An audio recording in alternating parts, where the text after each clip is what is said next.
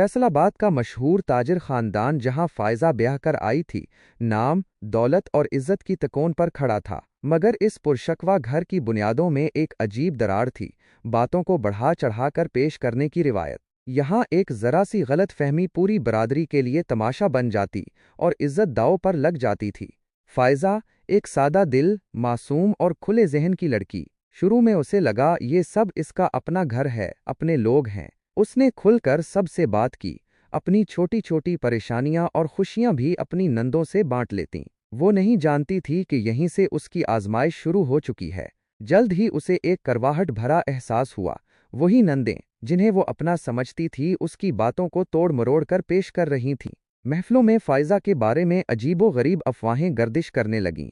ये तो अपनी माँ की बात ज्यादा मानती है, सास की नहीं। उसे तो सास से कभी खुशी नहीं मिली। ये तो अपने शौहर पर रौब डालने की कोशिश करती है। फायजा हैरान रह गई कि इसने तो कभी ऐसी कोई बात कही ही नहीं, मगर तीर कमान से निकल चुका था और अब उसकी इज्जत पर कारी ज़र्ब लग चुकी थी। खानदान की औरतें उसके बारे में सरगोशियां करतीं और सबसे बढ़कर उसकी सास भी बदजन होने लगी थीं। हर नज़र में शक, हर लहजे में तनकीद महसूस होने लगी। इसी ज़हनी कर्ब के आलम में फायजा की मुलाकात अपनी खाला से हुई, जो एक निहायत समझदार और तजर्बाकार खातून थीं।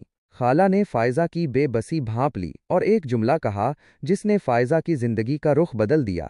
बेटी, याद रखो, दौलत हाथ से चली जाए तो वापस आ सकती है, मगर इज्जत एक बार चली जाए तो उसे दोबारा हासिल करना जुए शेर लाने के मुतरादिफ है। अपनी शोहरत पर पहरा देना सीखो, उसे अपनी जान से ज्यादा अजीज रखो।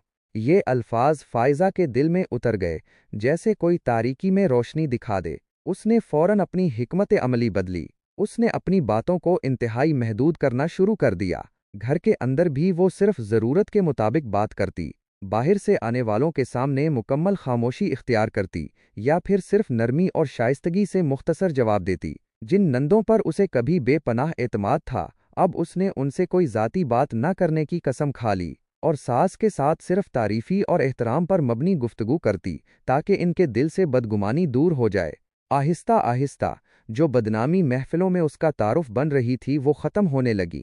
अब लोग इसके बारे में कहते, फायजा तो वाकई बहुत बुर्दबार और समझदार लड़की है, हर बात को शाइस्तगी और सब्र से संभालती है। फायजा ने अपनी जिंदगी के सबसे बड़े सबक को अमली जामा पहना दिया था। वो समझ चुकी थी कि घर हो या दुनिया, असल ताकत इज्जत और शोहरत की हिफाजत में छुपी है। अगर तुम्हारी शोहरत महफूज है, तुम्हारी इज्जत सलामत है, तो बाकी सब कुछ खुद ब खुद संवर जाएगा।